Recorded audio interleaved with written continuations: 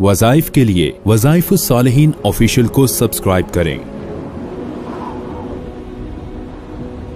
वज़ाइफ सालिहीन official.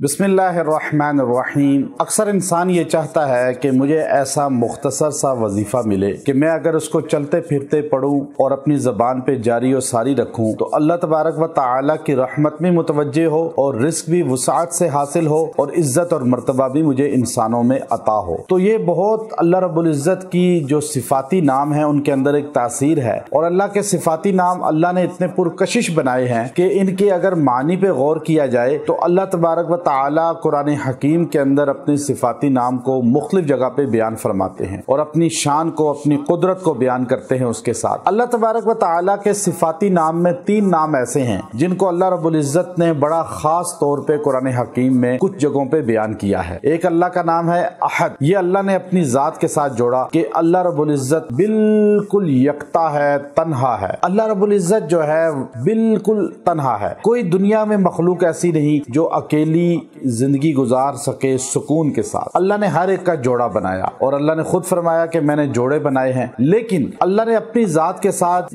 अहद का लफ्ज बोला कि कुल हुवल्लाहु अहद। अल्लाह ने फरमाया कि मैं बिल्कुल एक, यानी कोई अल्लाह को दूसरे की जरूरत ही नहीं है, जोड़े की जरूरत ही नहीं है। ये अल्लाह की जात की खुसूसियत है। तो अल्लाह अहद है, एक अल्लाह का नाम है अहद। फिर दूसरा अल्लाह की एक सिफ्त है जो बेनियाज है, समद। अल्लाह ने सूरह इखलास के अंदर बयान की। अल्लाह ने फरमाया कि दुनिया में कोई मखलूक बेनियाज नहीं है, हर एक को जरूरत है दूसरे की। हर एक किसी न किसी दर्जे में, चाहे वो मजाजी तौर पे मोहताजी हो, किसी न किसी की मोहताजी होती है। लेकिन अल्लाह को किसी की मोहताजी नहीं। अल्लाह को किसी इंसान, किसी फरिश्ते, किसी जिन, किसी मखलूक की जरूरत नहीं। अल्लाह की जात हर मखलूक के होने से भी बेनियाज है, ना होने से भी बेनियाज है। अल्लाह रब्बुल इज़्ज़त का जिक्र कोई करे अल्लाह फिर भी बेनियाज है, जिक्र ना करे फिर भी बेनियाज है। अल्लाह की शान तो है ही अरफा। तो इसलिए अल्लाह की दूसरी सिफ्त है समद। एक अहद, एक समद। फिर अल्लाह रब्बुल इज़्ज़त की एक सिफ्त है वहाब। इन्नका अंतल वहाब, कुरान ने बयान किया। अब वो वहाब सिफ्त अल्लाह की इतनी बड़ी है कि अल्लाह देने वाला है, अल्लाह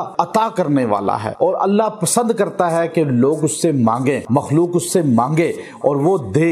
चूंकि अल्लाह की सिफ्त है देना। नबी अलैहिस्सलाम ने फरमाया अना कासिम, मैं तो तकसीम करने वाला हूँ, देने वाला अल्लाह है। अंतुमुल फुकरा वल्लाहुल गनी, तुम सारे फकीर हो, वो गनी बेनियाज जात है।